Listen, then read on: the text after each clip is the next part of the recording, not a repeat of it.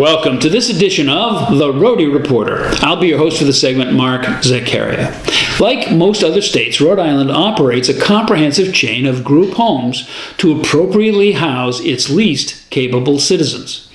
Here in the Ocean State, those facilities fall under the auspices of the Department of Behavioral Health, Developmental Disabilities, and Hospitals. For acronym fans, that's BHDDAH, commonly pronounced Buddha.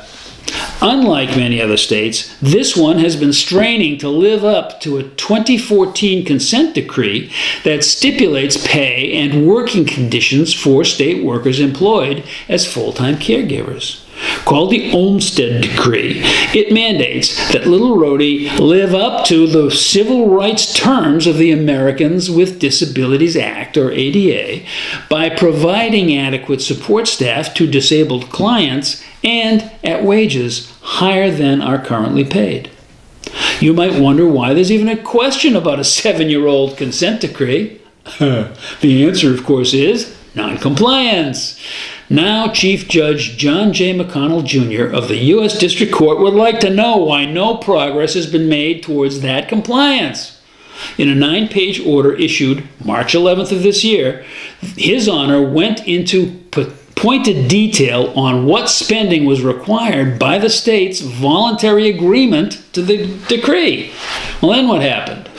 Well, on March 18th, Buddha quietly began making arrangements to privatize as many of its clients as it could. It wasn't done quite quietly enough, though.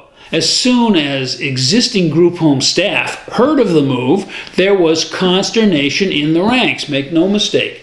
DD employees are all union members. They had no great concern over their own futures. They were worried about the dispositions of the clients they care for. Governor Dan McKee's budget submission for the upcoming fiscal year proposed no rate increase for direct care workers. In fact, the governor's budget stipulated a $10 million cut to overall DD spending. That did not cool any passions among the staff.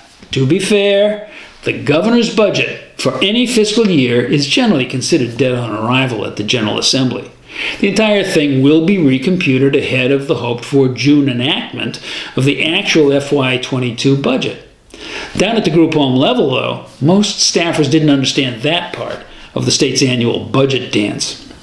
The point is that the Ocean State has formally agreed to a consent decree that gives DD clients certain mandated rights while also giving their caregivers a more professional level paycheck. For as tidy as that arrangement seems to be on paper, one wonders why the state ignored its obligation to act for all these years. Way back in the Carcieri administration, an attempt was made to save money on group home operations by privatizing. It was shown then that no respectable private disability care organization would even offer a bid at the low levels needed for state estimates to work out. Someone has forgotten that lesson of history because they seem to be trying to make the same mistake again now with the same bloated, unrealistic estimates. Too bad the administration can't just submit a proposal to do what its predecessor administration agreed to with the full faith and credit of the state. Apparently, that would just be too simple.